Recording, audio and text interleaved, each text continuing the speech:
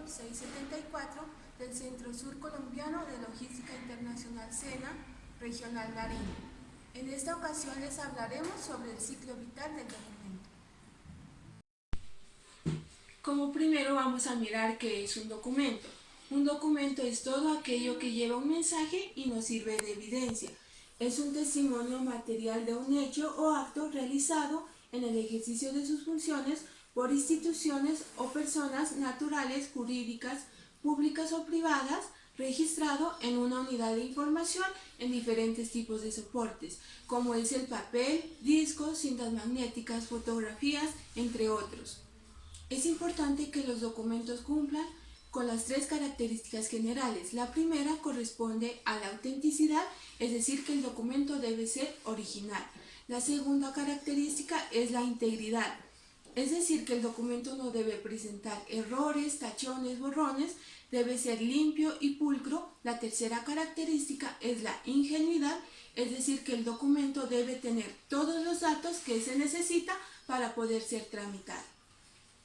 Teniendo en cuenta el concepto de documento, ahora vamos a mirar el ciclo vital del documento, que consiste en una serie de etapas o sucesos por los que transita el documento desde su producción hasta su eliminación o destrucción o conservación de forma permanente. El ciclo vital del documento tiene tres fases conformando archivos con características y condiciones generales. La primera corresponde al archivo de gestión, la segunda corresponde al archivo central y la tercera corresponde al archivo histórico.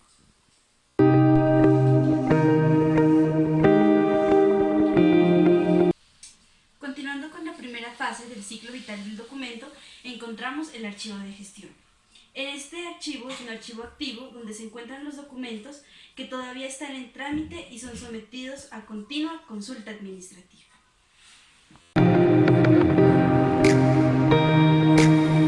En el archivo de gestión encontramos el decreto 2609 del 2012. En este se dictan los procesos archivísticos que a continuación vamos a definir cada uno de ellos. El primero es la producción documental. Esta comprende el origen, creación y diseño de formatos y documentos conforme al desarrollo de las actividades propias de cada entidad. En este proceso se debe verificar que si el documento va a ser físico, electrónico, medios de impresión, tamaño, calidad. Todo esto dependiendo de las normas internas que se maneje dentro de la entidad. El segundo proceso es la recepción documental. Este es el conjunto de operaciones y verificación que debe realizar una entidad para la admisión de un documento. En este se debe verificar si el documento corresponde a lo enunciado, si es competencia de la entidad, para continuar con su debido registro y radicación. Voy a definirles qué es registro y radicación de documentos. El registro es el paso en donde usted debe verificar y confrontar copias, anexos, folios, así como lo dice en el artículo 2 del Acuerdo 060 del 2001, datos tales como nombre del remitente, firma del responsable, código de dependencia, entre otros. La radicación de documentos es donde la entidad asigna un número consecutivo a sus comunicaciones producidas y recibidas, con el fin de dejar constancia de fecha y hora de recibido o enviado, para que éste inicie su trámite correspondiente. El tercer proceso es la distribución de documentos. Este es el conjunto de actividades tendientes a garantizar que el documento llegue hasta su destinatario. Se relaciona mucho con el flujo de los documentos, tanto internos como externos. El cuarto proceso es el trámite de documentos. Este es el curso que tiene el documento desde su producción o recepción hasta el cumplimiento de sus funciones administrativas. En el desarrollo de las actividades, cada dependencia genera un número de documentos que son objeto de trámite. Estas se ven reflejadas en series documentales. Continuando con los procesos del ciclo vital, tenemos como quinto la organización. Este es el conjunto de actividades encaminadas a la clasificación, ordenación y descripción. Vamos a definir cada una de estas. La clasificación. Aquí se identifican y se establecen las series que componen cada una de las agrupaciones documentales. Esto se basa en la estructura orgánico-funcional de la empresa. Como segundo tenemos la ordenación, que aquí se es la ubicación de los documentos en el archivo mediante sistemas de ordenación, es decir, se los puede ordenar de manera alfabética, numérica o alfanumérica. Tenemos como tercero la descripción. La descripción es el proceso de análisis de los documentos que nos permiten identificarlos, localizarlos y recuperarlos. Como sexto proceso tenemos la consulta, que es el acceso a los documentos con el fin de conocer la información que estos contienen. Como séptimo tenemos la conservación, que es el conjunto de medidas preventivas adaptadas para garantizar tanto la integridad física y funcional del documento. En este proceso se debe garantizar las condiciones mínimas a la protección tanto del documento, del establecimiento y de los insumos que se utilizan en el archivo. Como octavo y último proceso del ciclo vital tenemos la disposición final.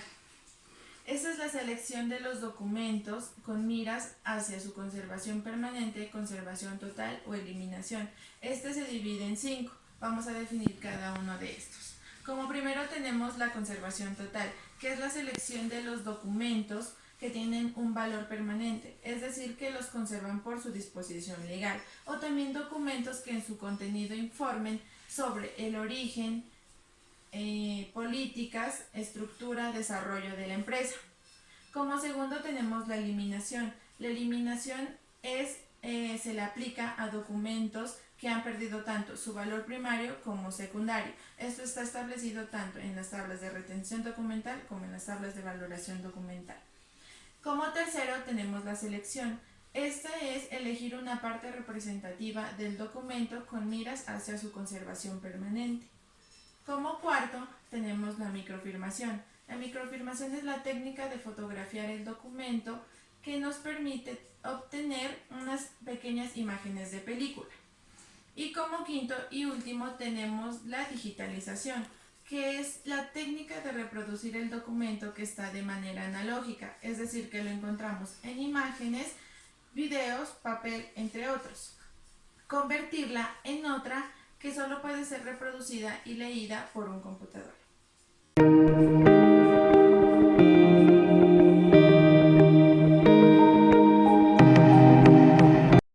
Continuando con nuestra segunda fase del ciclo vital documental, tenemos el archivo central. Este es un archivo semiactivo y es el responsable de planificar, organizar, dirigir y controlar todas las actividades archivísticas a nivel institucional, así como la administración y custodia de los documentos provenientes del archivo de gestión, teniendo en cuenta las tablas de retención documental para su conservación o eliminación.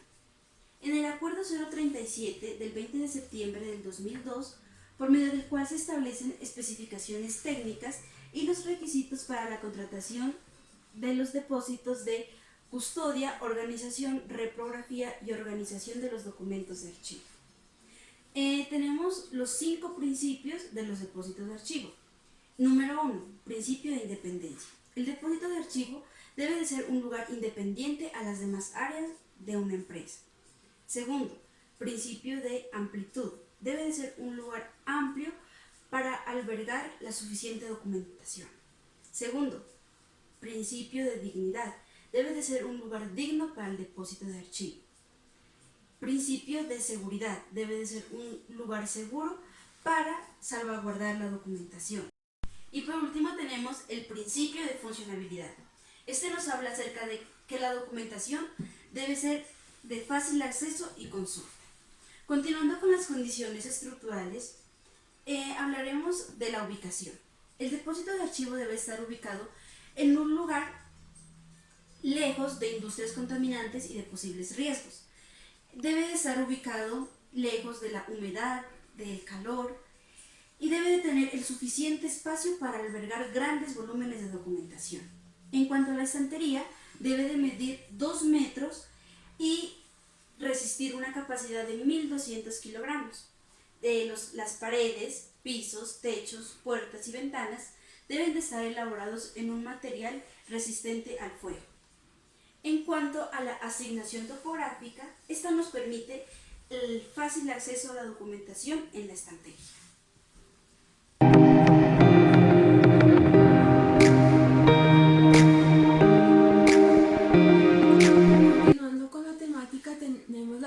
tercera fase del ciclo vital, que corresponde al archivo histórico o archivo permanente. Es al que se transfiere la documentación del archivo central o del archivo de gestión, que por decisión del correspondiente comité de archivo debe conservarse permanentemente, dado el valor que adquiere para la investigación, la ciencia o la cultura. Ventajas del archivo histórico: garantiza a los ciudadanos el acceso a la información, asegura y facilita el control efectivo y ordenado de la documentación, evita la acumulación y producción irracional de documentos, concentra la información útil, ya sea para la toma de decisiones administrativas o para el conocimiento del desarrollo histórico institucional. Guardar la información precaucional o definitivamente en las mejores condiciones. Todo esto se realiza teniendo en cuenta el ciclo vital del documento con la periodicidad que establezcan las CRD de cada entidad. El papel que cumplen los tres archivos en el ciclo vital es custodiar y gestionar la documentación de acuerdo al lugar en que se encuentren para facilitar su manejo y control. Transferencias documentales. Una transferencia documental es la etapa de análisis y preparación del conjunto de expedientes y series documentales, una vez que estos han cumplido el plazo fijado en las normas de valoración. En las transferencias documentales tenemos transferencia primaria y transferencia secundaria. La transferencia primaria es el traslado de los documentos del archivo de gestión al archivo central, según los tiempos determinados en las tablas de retención documental y los tiempos establecidos en estas. Para las transferencias documentales primarias tenemos unos pasos. Paso número 1, clasificación documental.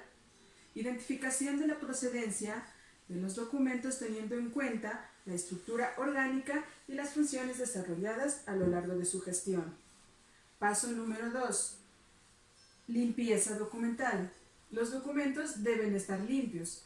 Para esto podemos utilizar elementos como son brochas de cerdas suaves, lanillas preferiblemente blancas, y el personal debe contar con elementos de protección personal. Paso número 3. Identificación del material metálico. Los documentos deben estar libres de material metálico como clips, ganchos de cocedora, ya que estos generan oxidación y pueden afectar a nuestros documentos. Paso número 4. Identificación del material afectado por biodeterioro. El material afectado por hongos o insectos debe separarse, ya que estos pueden infectar a los documentos que se encuentran en buen estado. Paso número 5. Revisión. El material que se encuentra impreso en papel termoquímico debe ser fotocopiado para así asegurar la permanencia de la información. Paso número 6. Foliación. Con el fin de garantizar la ordenación, consulta y control de los documentos. Paso número 7. Identificación de unidades documentales. Cada unidad documental debe estar identificada con la información que solicite el rótulo institucional y de manera clara. Legajado y amarre. Los documentos deben estar legajados en la parte superior al papel tamaño oficio. El conjunto de documentos no se debe amarrar y si fuera necesario se recomienda utilizar cinta falla. Embalaje. Una vez revisada la documentación, se procede al empaque. La cantidad de carpetas a introducir en cada caja debe ser de acuerdo al volumen de las mismas. Paso número 8. Identificación de cajas. Las cajas deben numerarse consecutivamente y en un lugar visible. Paso número 9. Inventario de transferencia documental. Diligenciar el formato de inventario documental, detallando las series documentales, carpetas a transferir junto con su archivo magnético. Paso número 10. Entrega al grupo de gestión documental. Una vez revisada la documentación, se solicita vía memorando una respectiva revisión. Transferencias secundarias. Es el traslado de los documentos del archivo central al archivo histórico, con el fin de garantizar la conservación permanente de los documentos con valores secundarios. En este sentido, el ciclo vital de los documentos es evidenciado en su última fase al conservarse y preservarse en el archivo histórico para su custodia permanente. Los documentos deben contar con el principio de procedencia, el principio de orden original, descripción e integridad del fondo. Las transferencias se las debe realizar teniendo en cuenta las tablas de retención documental, tablas de valoración documental por serie documental, y deben incluir tanto los archivos físicos como magnéticos e híbridos. Esperamos que el video sea de apoyo para su formación. Un agradecimiento especial para Centro Surcolombiano de Logística Internacional, SENA, por facilitarnos sus instalaciones.